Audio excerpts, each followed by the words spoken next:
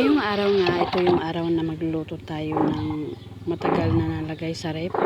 Yan. Dahil parang bato siya, nilagyan ko muna ng tubig para naman lumambot siya ng konti. Cherries. Tsaka naman, yan. Talagang matigas talaga siya, guys. Buti na lang nakita ko. Kaya naisipan kong lutuin na lang muna. Habang nilagyan natin ng tubig yung fried chicken natin mamaya. Ini-slice ko muna itong pipino ng asawa ko, kaya yan. Ang hirap ng Tagalog, guys.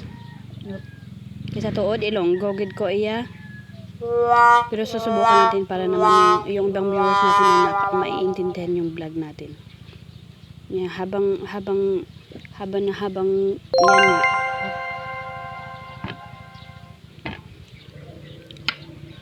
Habang ini-slice natin itong pipino natin, ayan. Ang bilis maka-slice. Nag-crave talaga yung asawa ko ng pipino, guys, kasi ilang araw na tong nasa ref.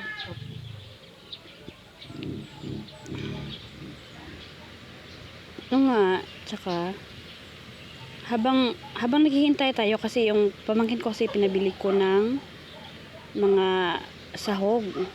Kaya kumain ako muna ng binili namin na yung tawag niyan tapioca sa tindahan.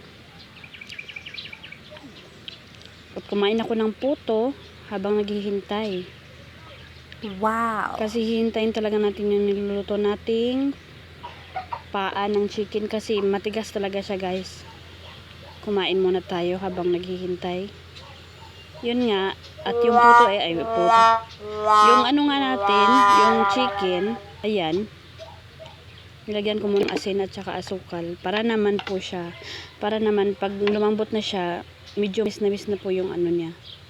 Kumbaga yung ano niya sumanupsup doon sa loob ng ating chicken. Hintayin natin ng ilang minuto. Habang sinit aside ko muna yung ating chicken, naghalo muna ako ng harina. At saka yung crispy fry natin para naman mahalo na siya. Nilagyan ko ng magic sarap para naman may konting lasa para masarap. Yan. Halo-haloin lang po natin hanggang sa mag-melt. Yun, nahalo na siya.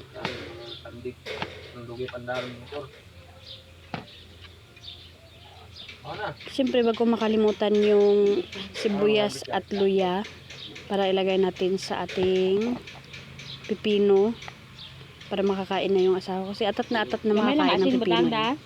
Kaya nagmamadali ako nag-i-slice. Ayan. Nilagay natin yung sibuyas, luya.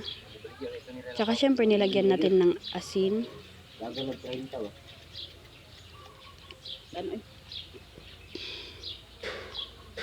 Please follow, like, and share my YouTube channel, guys. And subscribe na. Huwag niyong kalimutang mag-subscribe.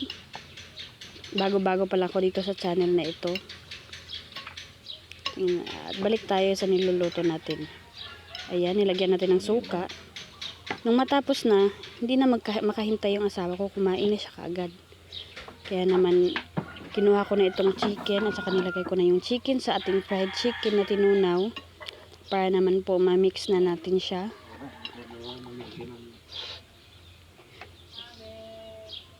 Ayan, halo-haloin lang po natin ng ganyan para ma-mix po yung crispy fry sa ating chicken.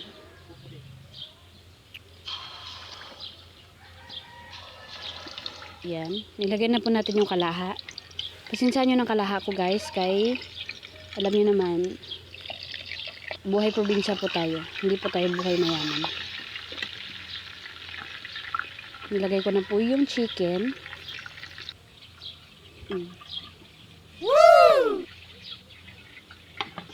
Hinintay po natin na medyo mag-brown. Wag naman yung batok oil eh.